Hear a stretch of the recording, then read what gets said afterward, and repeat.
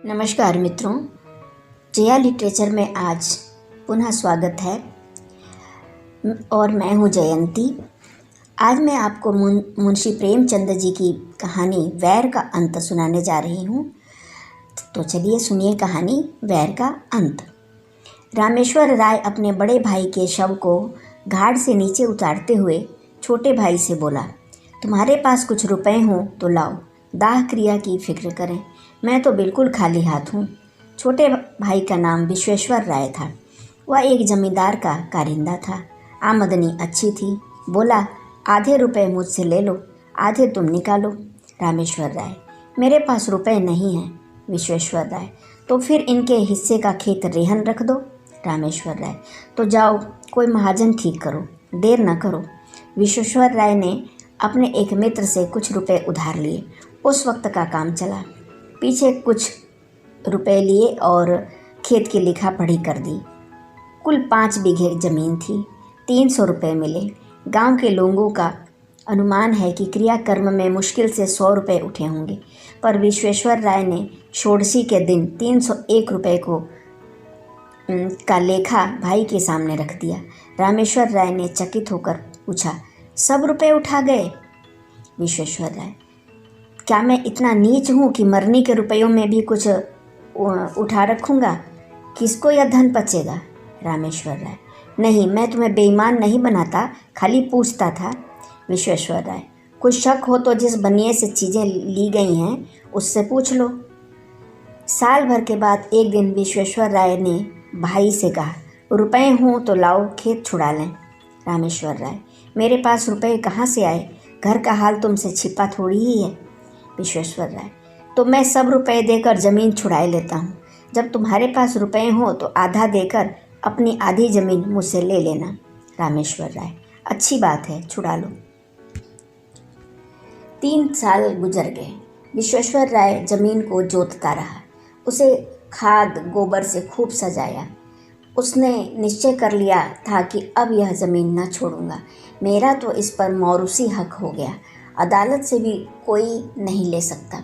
रामेश्वर राय ने कई बार यत्न किया कि रुपए देकर अपना हिस्सा ले लें, पर 30 साल में वे कभी 150 रुपये जमा न कर सके। मगर अब रामेश्वर राय का बड़ा लड़का जागेश्वर कुछ संभल गया था। वह गाड़ी लादने का काम करने लगा और इस काम में उसे अच्छा नफ़ा भी होता था। उसे अपने हिस्से की रात दिन चिंता रहती थी। अंत में उसने रात दिन श्रम करके यथेष्ट धन बटोर लिया और एक दिन चाचा से बोला, काका अपने रुपए ले लीजिए, मैं अपना नाम चढ़वा लूँ। विश्वेश्वर राय, अपने बाप के तुम ही चतुर बेटे नहीं हो? इतने दिनों तक कान न हिलाए, जब मैंने ज़मीन को सोना बना लिया तब हिस्सा बटाने चले हो। रामेश्वर राय, भाई का हक मारकर कोई सुखी नहीं रहता। विश्वेश्वर राय, ज़मीन मेरी है, भाई की नहीं है। जागेश्वर राय, तो आप सीधे न दीजिएगा? विश्वेश्वर राय, न सीधे दूंगा न टेढ़े से दूंगा, अदालत करो। जागेश्वर राय, अदालत करने की मुझ में सामर्थ्य नहीं है, पर इतना कह देता हूँ कि ज़मीन चाहे मुझे न मिले पर आपके पास भी न रहेगी। विश्वेश्वर राय, यह धमकी जाकर किसी और को दो। जागेश्वर राय, फिर यह न कहिएगा कि भाई होकर बैरी हो गया। विश्वेश्वर राय, 1000 गांठ में रखकर तब जो कुछ जी में आए करना। जागेश्वर राय, मैं गरीब आदमी 1000 रुपये कहाँ से लाऊंगा, पर कभी कभी भगवान दीनों पर दयालु हो जाता है। विश्वेश्वर राय, मैं इस डर से बिल नहीं खोद रहा हूँ। रामेश्वर राय तो चुप ही रहा, पर जागेश्वर इतना क्षमाशील न था। वकीलों से बातचीत की। वह अब आधा नहीं पूरी ज़मीन पर दांत लगाए हुए था। मृत सिद्धेश्वर राय ने के एक लड़की तपेश्वरी थी। अपने जीवन काल में वे उसका विवाह कर चुके थे। उसे कुछ मालूम ही न था कि बाप ने क्या छोड़ा और किसने लिया। क्रियाकर्म अच्छी तरह हो गया, वह इसी में खुश थी। षोडशी में आई थी, फिर ससुराल चली गई। 30 वर्ष हो गए, न किसी ने बुलाया न वह मैके आई। ससुराल की दशा भी अच्छी न थी। पति का देहांत हो चुका था। लड़के भी अल्प वेतन पर नौकर थे। जागेश्वर ने अपनी फूफी को उभारना शुरू किया। वह उसी को मुद्दई बनाना चाहता था। तपेश्वरी ने कहा, बेटा मुझे भगवान ने जो दिया है उसी में मगन हूँ, मुझे जग जमीन ना चाहिए। मेरे पास अदालत करने को धन नहीं है। जागेश्वर राय, रुपए मैं लाऊंगा, तुम खाली दावा कर दो। तपेश्वरी, भैया तुम्हें लड़ा कर किसी काम का न रखेंगे। जागेश्वर राय, यह नहीं देखा जाता कि वे जायदाद लेकर मजे उड़ावें और हम मुँह ताकें। मैं अदालत का खर्च दे दूंगा, इस जमीन के पीछे बिक जाऊंगा, पर उनका गला न छोड़ूंगा। तपेश्वरी, अगर जमीन मिल भी गई तो तुम अपने रुपयों के एवज में ले लोगे, मेरे हाथ क्या लगेगा, मैं भाई से क्यों बुरी बनूं। जागेश्वर है, जमीन आप ले लीजिएगा, मैं केवल चच्चा साहब का घमंड तोड़ना चाहता हूँ। तपेश्वरी, अच्छा जाओ, मेरी तरफ से दावा कर दो। जागेश्वर ने सोचा, जब चच्चा साहब की मुट्ठी से ज़मीन निकल आएगी तब मैं 10-5 रुपये साल पर इनसे ले लूँगा। इन्हें अभी कोड़ी नहीं मिलती, जो कुछ मिलेगा उसी को बहुत समझेंगी। दूसरे दिन दावा कर दिया। मुंसिफ के इजलास में मुकदमा पेश हुआ। विश्वेश्वर राय ने सिद्ध किया कि तपेश्वरी सिद्धेश्वरी राय की कन्या ही नहीं है। गांव के आदमियों पर विश्वेश्वर का दबाव था। सब लोग उससे रुपए पैसे उधार ले जाते थे, मामले मुकदमे में उनसे सलाहें लेते थे। सबने अदालत में बयान किया कि हम लोगों ने कभी भी तपेश्वरी को नहीं देखा। सिद्धेश्वर के कोई लड़की ही न थी। जागेश्वर ने बड़े बड़े वकीलों से पैरवी कराई, बहुत धन खर्च किया, लेकिन मुंसिफ ने उसके विरुद्ध फैसला सुनाया। बेचारा हताश हो गया। विश्वेश्वर की अदालत में सबसे जान पहचान थी। जागेश्वर को जिस काम के लिए मुट्ठियों खर्च करने पड़ते थे, उसे विश्वेश्वर मुरौवत में करा लेता था। जागेश्वर ने अपील करने का निश्चय किया। रुपए न थे, गाड़ी बैल बेच डाले। अपील हुई, महीनों मुकदमा चला। बेचारा सुबह से शाम तक कचहरी के अमलों और वकीलों की खुशामद किया करता। रुपए भी उठ गए, महाजनों से ऋण लिया। अब की उसकी डिग्री हो गई, 500 का बोझ सिर पर हो गया था, पर अब जीत ने आंसू पोंछ दिए। विश्वेश्वर राय ने हाई कोर्ट में अपील की। जागेश्वर को अब कहीं से रुपए ना मिले। विवश होकर अपने हिस्से की ज़मीन रेहन रखी। फिर घर बेचने की नौबत आई, यहाँ तक कि स्त्रियों के गहने भी बिक गए। अंत में हाई कोर्ट से भी उसकी जीत हो गई। आनंदोत्सव में बची खुची पूंजी भी निकल गई। 1000 पर पानी फिर गया। हाँ, संतोष यह था कि ये 5 बीघे मिल गए। तपेश्वरी क्या इतनी निर्दय हो जाएगी कि थाली मेरे सामने से खींच लेगी? लेकिन खेतों पर अपना नाम चढ़ते ही तपेश्वरी की नीयत बदली। उसने एक दिन गांव में आकर पूछताछ की तो मालूम हुआ कि 5 बीघे 100 रुपये में उठ सकते हैं। लगान केवल 25 रुपये था। 75 रुपये साल का नफ़ा था। इस रकम ने उसने आसामियों को बुलाकर उनके साथ ज़मीन का बंदोबस्त कर दिया। जागेश्वर राय हाथ मलता रह गया। आखिर उससे रहा न गया। बोला, फूफा जी, आपने ज़मीन तो दूसरों को दे दी, अब मैं कहाँ जाऊँ? तपेश्वरी, बेटा पहले अपने घर में दिया जलाकर तब मस्जिद में जलाते हैं। इतनी जगह मिल गई तो मैके से नाता हो गया, नहीं तो कौन पूछता। जागेश्वर, मैं तो उजड़ गया। तपेश्वरी, जिस लगान पर और लोग ले रहे हैं उसमें 2-4 रुपये कम करके तुम ही क्यों नहीं ले लेते? जागेश्वर, मैं ऐसा समझता तो इस झगड़े में ही ना पड़ता। तपेश्वरी तो 2-4 दिन में विदा हो गई। रामेश्वर राय पर वज्रपात सा हो गया। बुढ़ापे में मजदूरी करनी पड़ी।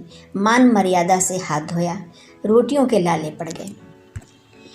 बाप बेटे दोनों प्रातः काल से संध्या तक मजदूरी करते, तब कहीं आग जलती।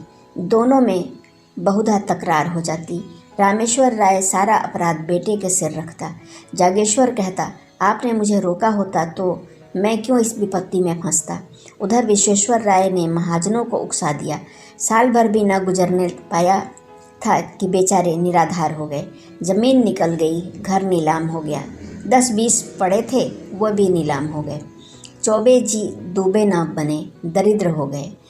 इस पर विश्वेश्वर राय ने के ताने और तभी गजब ढाते। इस पर विश्वेश्वर राय के ताने और भी गजब ढाते। यह विपत्ति का सबसे नोकदार कांटा था, आतंक का सबसे निर्दय आघात था।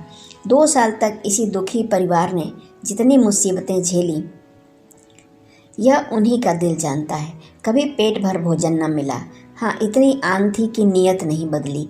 दरिद्रता ने सब कुछ किया पर आत्मा का पतन न कर सकी। कुल मर्यादा में आत्मरक्षा की बड़ी शक्ति होती है। एक दिन संध्या समय दोनों आदमी बैठे आग ताप रहे थे कि सहसा एक आदमी ने आकर कहा, ठाकुर चलो, विश्वेश्वर राय तुम्हें बुलाते हैं। रामेश्वर ने उदासीन भाव से कहा, मुझे क्यों बुलावेगा?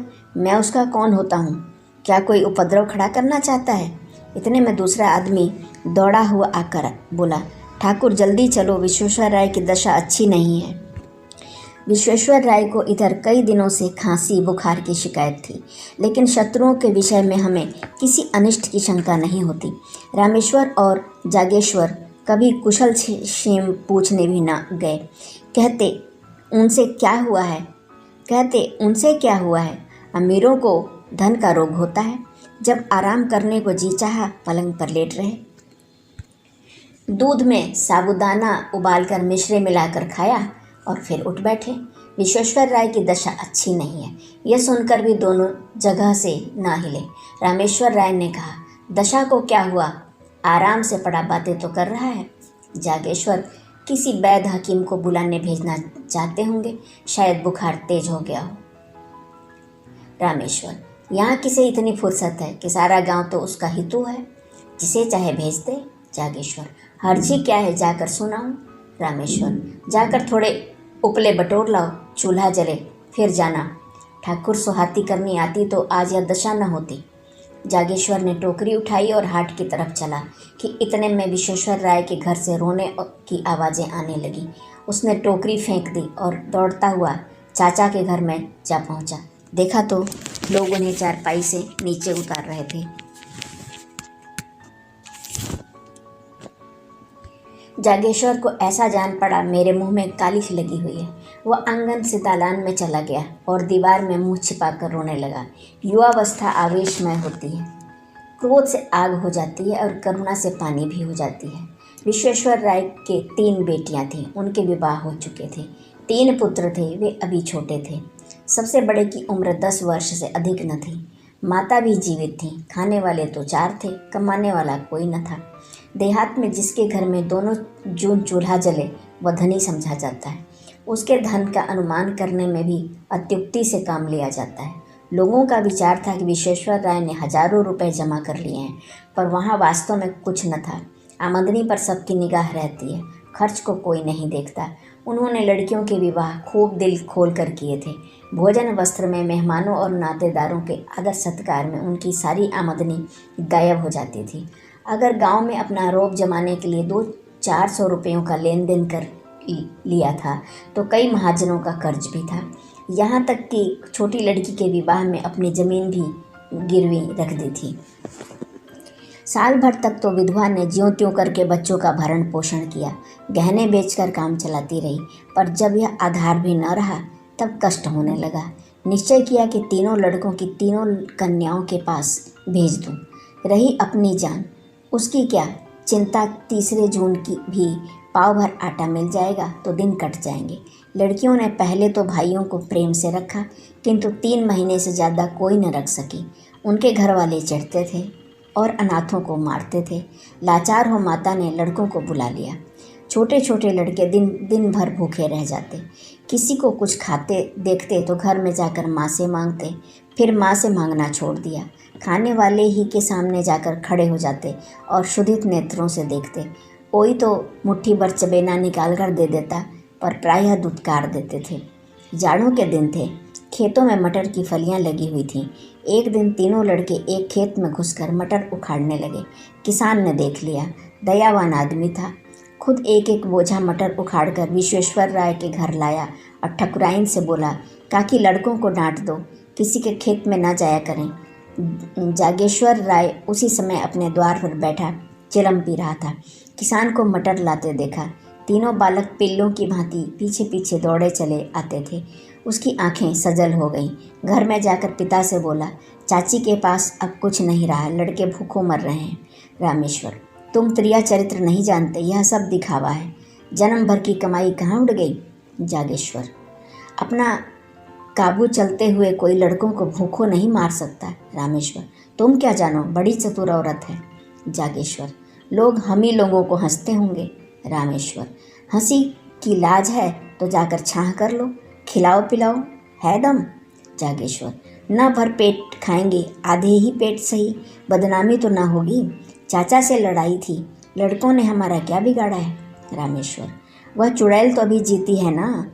जागेश्वर चला गया। उसके मन में कई बार यह बात आई थी कि चाची की कुछ सहायता किया करूं, पर उनकी जली कटी बातों से डरता था। आज से उसने एक नया ढंग निकाला। लड़कों को खेलते देखता तो बुला लेता, कुछ खाने को दे देता। मजूरों को दोपहर की छुट्टी मिलती है। अब वह इस अवकाश के समय काम करके मजूरी के पैसे कुछ ज़्यादा पा जाता। घर चलते समय खाने की कोई न कोई चीज़ लेकर जाता और अपने घर वालों की आंख बचाकर उन अनाथों को देता। धीरे धीरे लड़के उससे इतने हिल मिल गए कि उसे देखते ही भैया भैया कहकर दौड़ते, दिन भर उसकी राह देखा करते।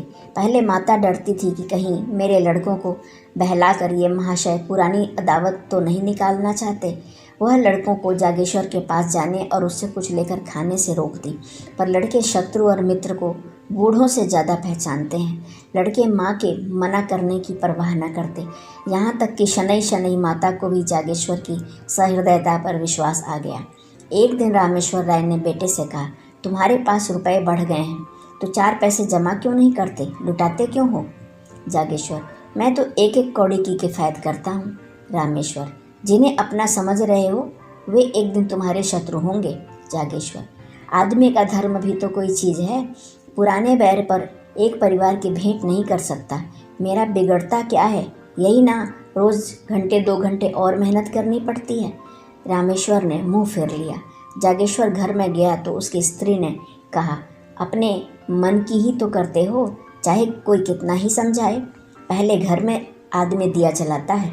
जागेश्वर, लेकिन यह तो उचित नहीं कि अपने घर में दिया की जगह मोमबत्तियाँ जलाए और मस्जिद को अंधेरा ही छोड़ दे। स्त्री, मैं तुम्हारे साथ क्या पड़ी, मानो कुएं में गिर पड़ी।